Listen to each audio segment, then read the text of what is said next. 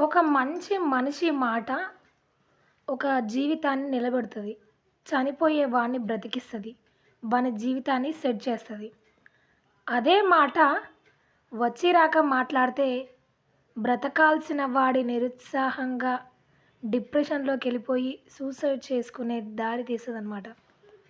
So, నేను చెప్పేదేంటి అంటే, మీరు మాట్లాడే మాట అవతలి వాడిని మీరు పైకి తీసుకొచ్చే పని లేకుండా, వాడిని ఉన్న ప్లేస్ నుంచి ఇంకా దిగజారిపోయి, ఇంక నా వల్ల కాదు నేను ఏం చేసినా సెట్ అవ్వలేను అనే ఒక డిప్రెషన్‌లోకి వాడిని వెళ్ళిపోయేలాగా మాత్రం మాట్లాడొద్దు.